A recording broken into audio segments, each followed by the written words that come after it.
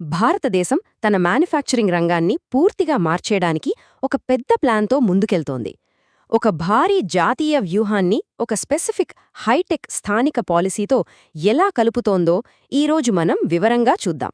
అయితే అసలు ఇండియా తన ఇండస్ట్రియల్ ఫ్యూచర్ కోసం ఏం చేస్తోంది, ఎలా కడుతోంది?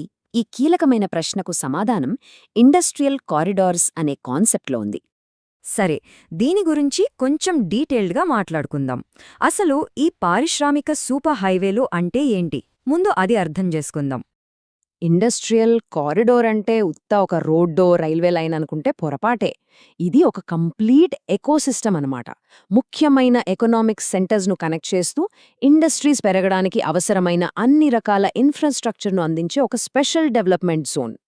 అసలు వీటి ఉద్దేశ్యం కేవలం ఫ్యాక్టరీలు కట్టడమే కాదు, ఇండస్ట్రీని, ఇన్ఫ్రాస్ట్రక్చర్ను లింక్ చేయడం, గ్లోబల్ లెవెల్లో కాంపిటీటివ్గా ఉండే బిజినెస్ ఎన్విరాన్మెంట్ని క్రియేట్ చేయడం, ఇంకా చెప్పాలంటే కంపెనీలు వచ్చిన వెంటనే పనులు స్టార్ట్ చేసేలా ప్లగ్ ఇన్ ప్లే ఫెసిలిటీస్ ఇవ్వడం, ఇవన్నీ చాలా ముఖ్యం. సరే, మరి ఇంత పెద్ద ఐడియాని రియాలిటీలోకి తీసుకువస్తున్న నేషనల్ లెవెల్ ప్రోగ్రామ్ ఏంటో ఇప్పుడు చూద్దాం. ఈ మొత్తం ట్రాన్స్ఫర్మేషన్కి వెనుకున్న మాస్టర్ ప్లానే ఈ national industrial corridor development programme, షార్ట్గా NICDP. దేశవ్యాప్తంగా ఈ కారిడోర్ల డెవలప్మెంట్ను చూసుకునేది ఈ ప్రోగ్రామే. ఈ ప్రోగ్రాం ఎంత పెద్దదో చూడండి. దేశవ్యాప్తంగా 1 కాదు, 2 కాదు, ఏకంగా 11 కారిడార్లను డెవలప్ చేస్తున్నారు. ఢిల్లీ, ముంబై దగ్గర్నుంచి హైదరాబాద్, బెంగళూరు వరకు. ఇది దేశం యొక్క ఇండస్ట్రియల్ మ్యాప్ను మార్చేసేంత భారీ ప్లాన్. మరిదంతా ప్లానింగేనా, లేక పనులు కూడా జరుగుతున్నాయా అంటే ఇదిగో చూడండి. ఆల్రెడీ 4 ప్రాజెక్ట్స్ కంప్లీట్ అయ్యాయి. మరో 4 దాదాపుగా పూర్తయ్యే స్టేజ్లో ఉన్నాయి. అంతేకాదు, కొత్తగా మరో 12 ప్రాజెక్టులకి గ్రీన్ సిగ్నల్ కూడా ఇచ్చారు. సో పనులు చాలా ఫాస్ట్గా జరుగుతున్నాయన్నమాట. సరే, ఇదంతా బాగుంది. దేశం మొత్తం మీద ఇంత పెద్ద ప్లాన్ ఉంది.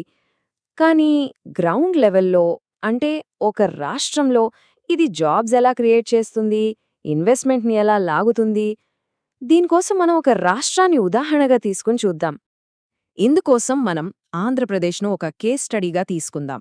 ఎందుకంటే ఈ ఇండస్ట్రియల్ రెవల్యూషన్లో ఏపీ ఒక కీ ప్లేయర్. ఆంధ్రప్రదేశ్ ఎందుకు ఇంత ఇంపార్టెంట్ అంటే చూడండి, దేశంలోనే 3 మేజర్ కారిడార్స్, వైజాగ్ చెన్నై, చెన్నై బెంగళూరు, హైదరాబాద్ బెంగళూరు, ఈ 3 కూడా ఏపీ గుండానే వెళ్తున్నాయి. ఇది ఆ రాష్ట్రానికి చాలా పెద్ద స్ట్రాటజిక్ అడ్వాంటేజ్. ఇప్పుడు మనం ఇంకాస్త స్పెసిఫిక్గా వెళ్దాం.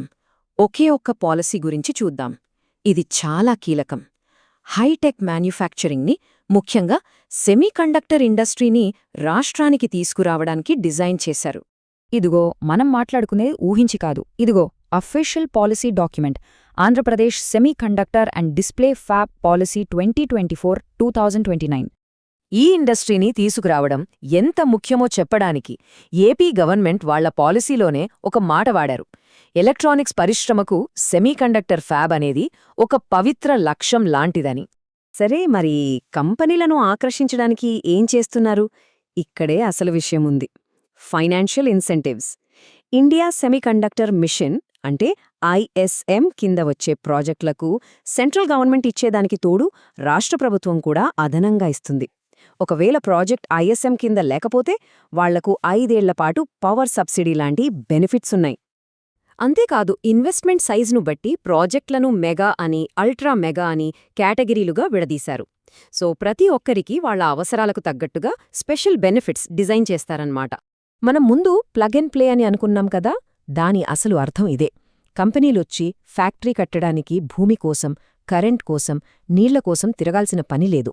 అన్నీ ప్రభుత్వమే రెడీగా ఉంచుతుంది. హై క్వాలిటీ క్లీన్ రూమ్స్ నుంచి 24/7 పవర్ సప్లై వరకు, చివరికి ఉద్యోగులుండటానికి డార్మెటరీలు, ఒక సెపరేట్ టెస్టింగ్ ఫెసిలిటీ, ఇలా అన్నీ రెడీ. సరే, ఇదంతా ఒక రాష్ట్రం చేస్తున్న ప్రయత్నం.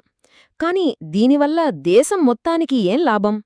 ఈ ఒక్క నంబర్ చూడండి, ఇది ఈ ప్లాన్ యొక్క పొటెన్షియాలిటీ ఏంటో చూపిస్తుంది.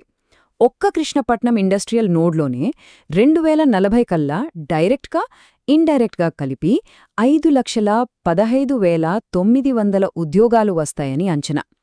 ఒక్క ఏరియాలోనే ఇంత ఇంపాక్ట్ ఉంటే ఇక దేశవ్యాప్తంగా ఆలోచించండి.